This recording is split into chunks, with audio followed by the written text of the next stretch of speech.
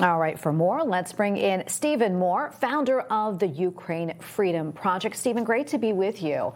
Good to be with you, as always. All right, so tell me, why these representatives of the Russian Orthodox Church, why they're claiming this? Well, what you've got to recognize about the Russian Orthodox Church is it's not a church like you and I would think of one. I don't know about what happened to you last Sunday, but my pastor did not declare a holy war on anyone. Yet Patriarch Kirill, who is the leader of the Russian Orthodox Church, has declared a holy war on Ukraine and the West.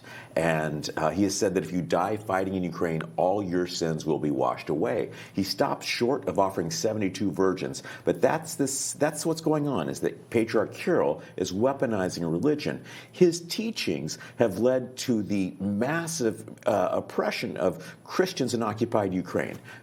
There's not a single Catholic priest left in occupied Ukraine. That's unbelievable. It's something that a lot of people aren't talking about. At least we don't hear this from the legacy media very often. You've been in Ukraine for many years now. Your boots on the ground. I mean, you've seen what this war has done, the damage, the destruction, and really how it is impacting the faithful there. And you also did a documentary for Newsmax called A Faith Under Siege. Let's show a clip of that. Yeah.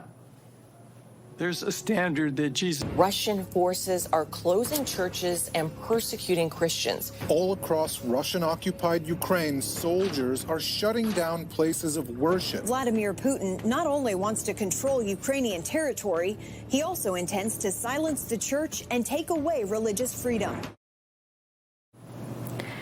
Steve, tell us why this was so important for you to do, and also how faith is really being weaponized in this war. Yeah, of course. What you just saw is Russian soldiers breaking into evangelical churches in the middle of the night in occupied Ukraine. That's because Patriarch Kirill is preaching this weaponization of religion and this attacking of another Christian country. He's advocating for that. And so this is the Russian Orthodox Church doing this. And so what I went there and saw this. I went and talked to I just met at random a Ukrainian Christian who said, I've been tortured by a Russian Orthodox priest. And so that's not something that Americans are hearing about. And I just felt like I needed to tell people. Yeah, it's really important to know. We have about a minute left or so, but I want to talk about the peace talks, where they are right now. I know Vladimir Putin said today that Russia would achieve its goals, whether it's diplomatic or by military means. What does he mean? And do you see any progress in these peace talks? Yeah, his goals are to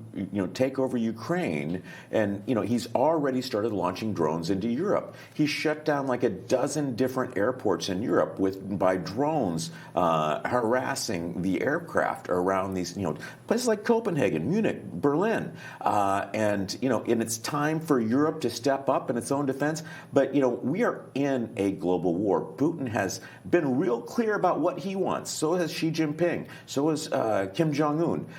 These world leaders are conspiring, and America's scrolling Instagram. We have about 20 seconds left. You're in Ukraine most of the time. You're here in Washington this week. But what are Ukrainians saying about this war, and what do they want the United States to do? They want it to end tomorrow. But, Putin is already in violation of 25 peace agreements with Ukraine, and the longest one lasted 4 months. The worst thing for them is they give away territory, and then Putin comes back next week. All right. Well, Steve, great to be with you. Thank you for all of this. It's been so insightful, and we hope to talk to you soon. God bless. I would love it. Okay. Thank you so much, Steve.